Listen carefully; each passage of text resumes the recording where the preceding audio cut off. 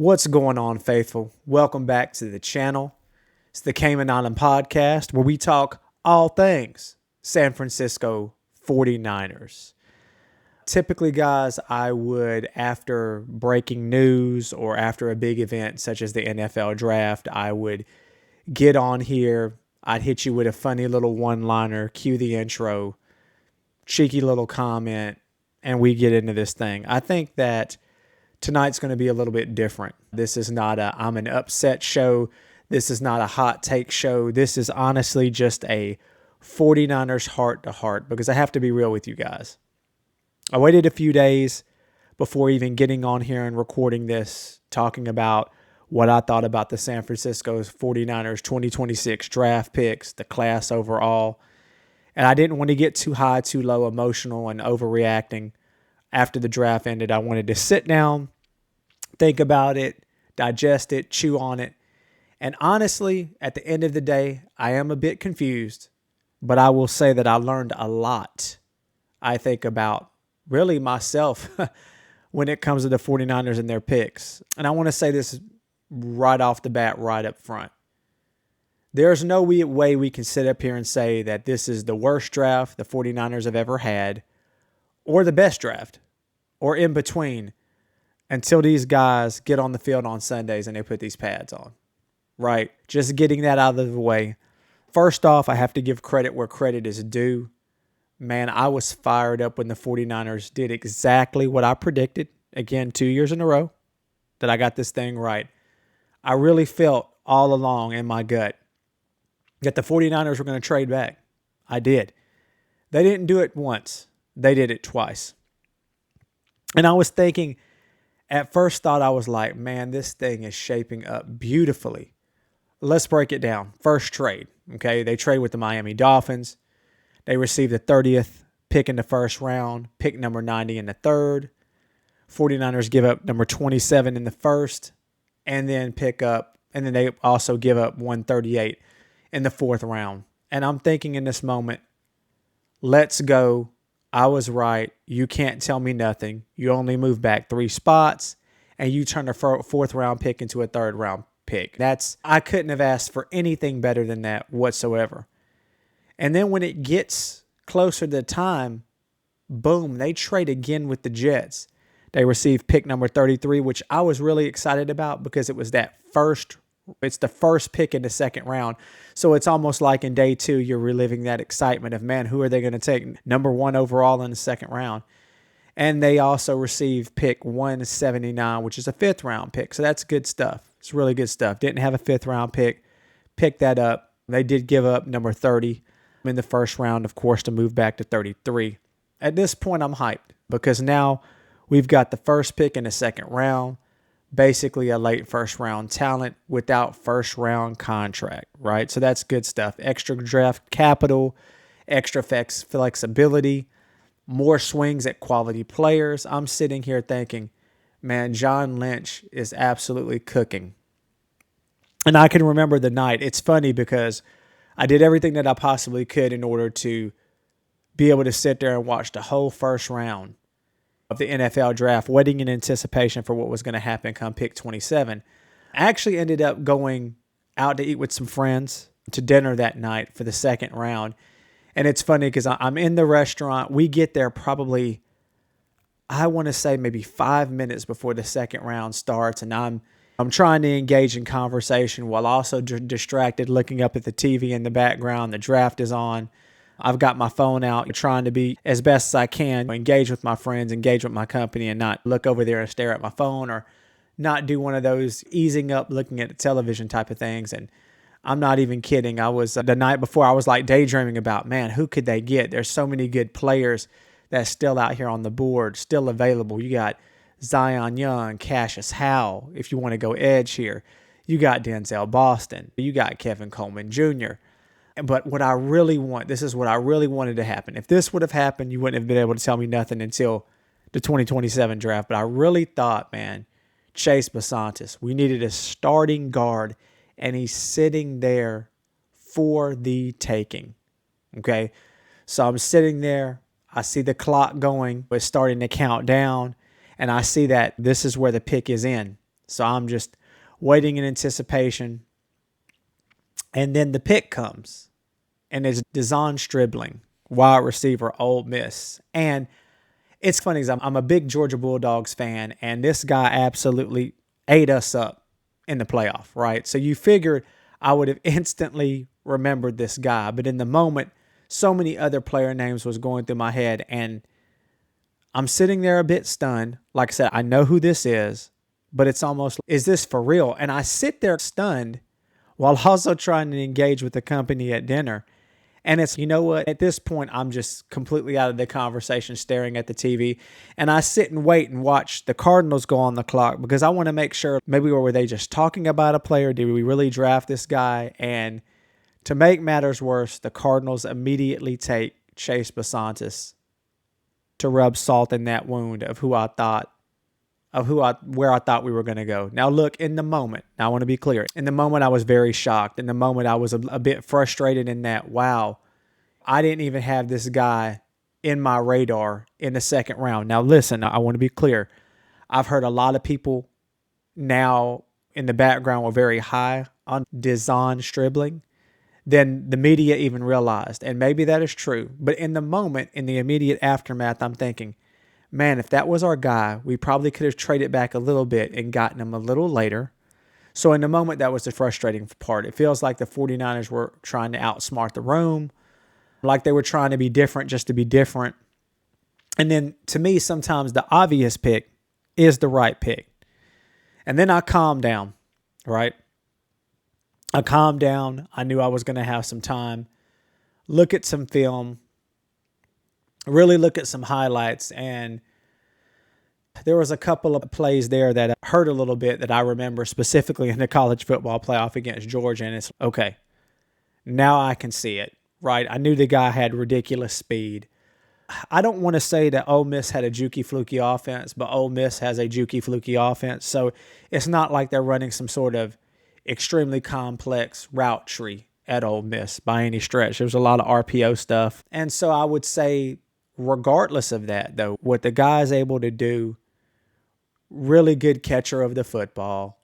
He's got 49er written all over him. Blocks really well, not afraid to go over the middle.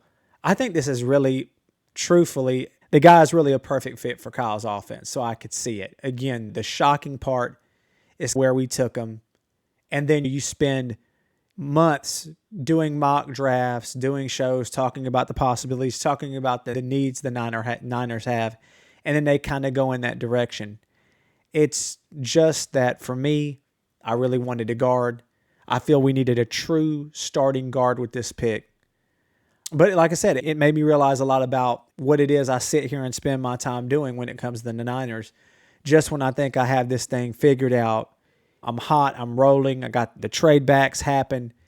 This has got to be where the Niners are going, and they just blow my mind sometimes. So what I definitely learned is that to not be so reactionary, and just when you think you got this thing figured out, something happens that blows up your predictive board, if that makes sense. Now, third round pick wise, we got Romello Height, edge out of Texas Tech. And this pick feels all right to me, right? You're talking about athletic edge rusher, explosive first step, really high motor, developmental pass rush upside. A couple of the cons, I would say, a bit undersized. And I think he really needs a little bit of refinement when it comes to stopping the run. This felt more like a projection pick, but at least the positional value here made sense. I think the pick for me that really was the most head-scratching move, just because I feel like watching Kyle this entire past season, you're talking about a season with Kyle Shanahan where if we would have beat the Seattle Seahawks in Week 17 at home, I really think Kyle wins Coach of the Year. I do. Especially if we won a game by a touchdown or 10 points or something like that. I think it's Kyle's to have. We had no business whatsoever overperforming the way we did, having the least amount of sacks in all of football by a shocking margin, all the injuries. I think Kyle evolved. I really think Kyle evolved as a person. I think we learned a lot about Kyle this season. He was a little bit more vulnerable.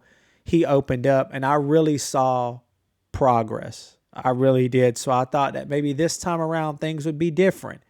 We wouldn't go running back in the third round.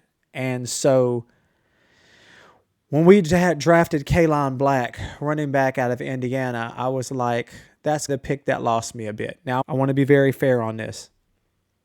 I didn't do a lot of watching of Kaelon Black, for sure, okay? And Kyle has had success drafting running backs later, okay?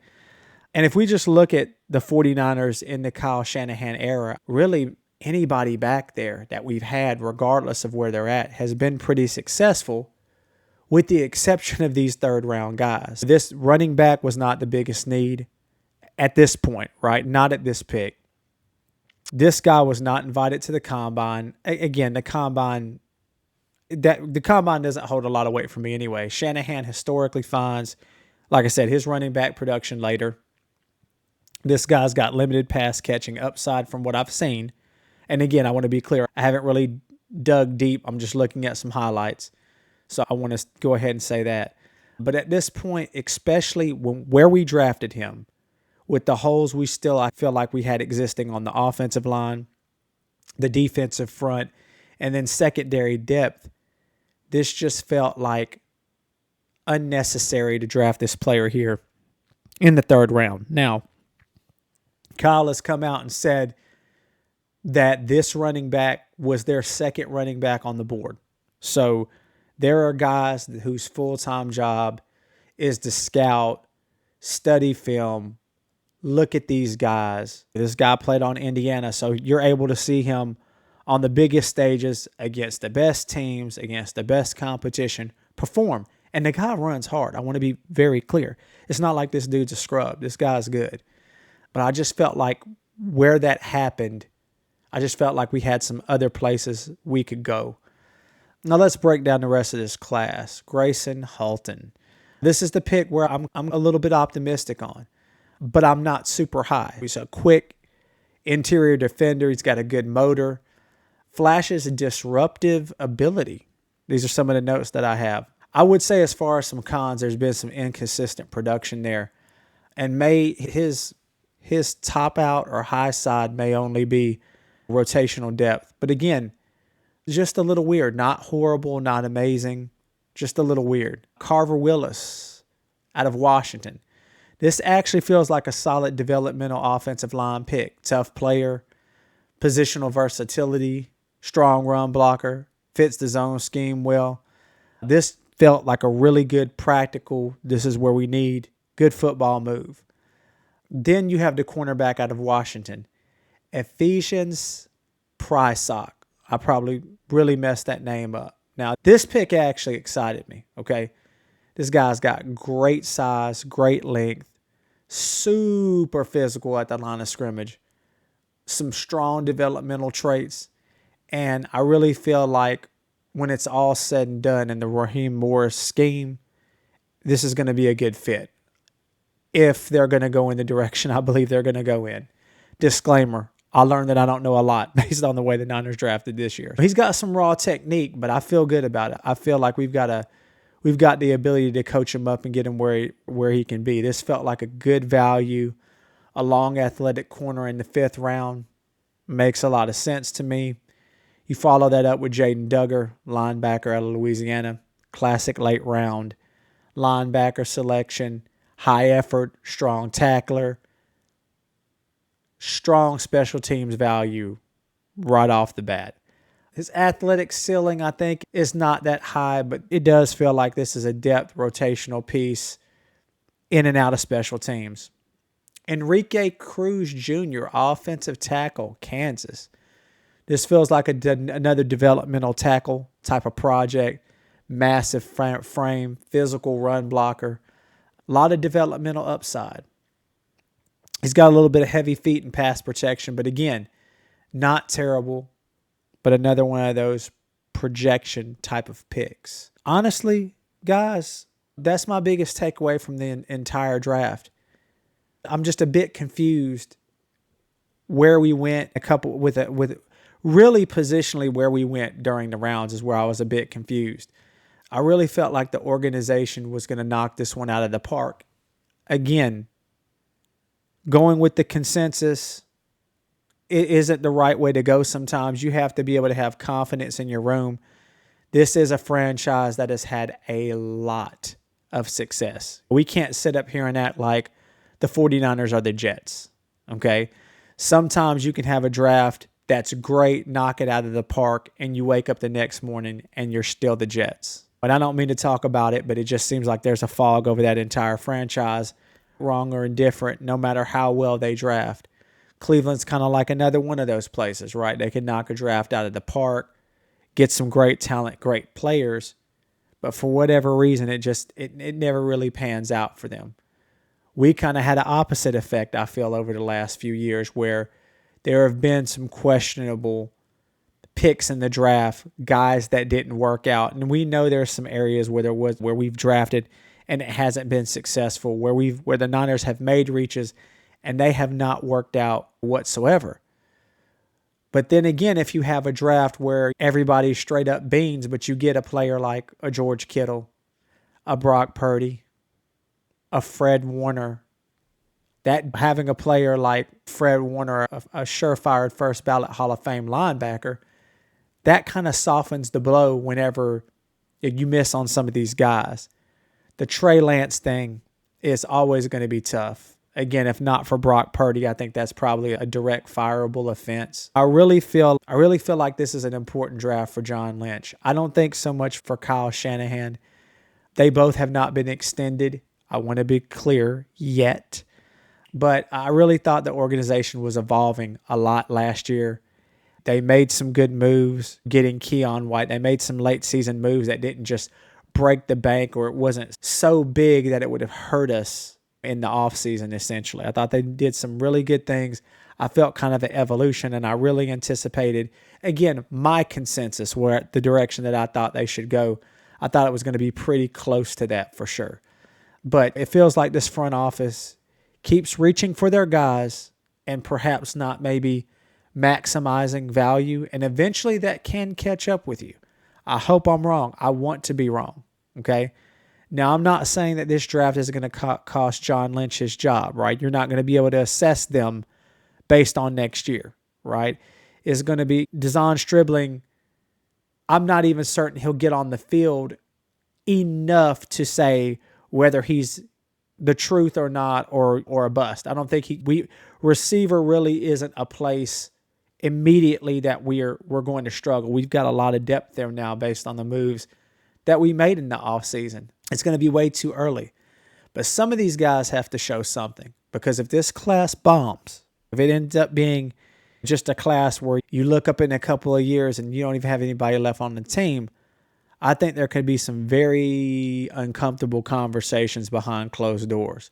I think Kyle's safe regardless, but Lynch, if this team underperforms and this draft class turns into a disaster, I honestly don't know what happens. And that may sound harsh, but it's the reality. It really is.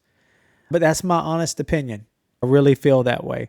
And somehow the Niners walked away, I think, with what the consensus of people feel is one of the strangest draft classes the Niners have drafted under the Kyle and John Lynch era. But hey, maybe I'm wrong. I hope I'm wrong. Maybe these guys become superstars. Maybe De'Zhaun Stribling becomes a monster. Maybe this draft in 2 years looks like absolute genius moves, and folks are trying to hire John Lynch up out of our organization to be hiring the front office somewhere else. But let me know what you think in the comments. Am I being too hard on this draft class, or am I actually being too soft? As always, faithful, thank you guys so much for watching. Be sure to hit that like button, subscribe, so you can get 49ers content all year long. As always, take care, be blessed, and go Niners.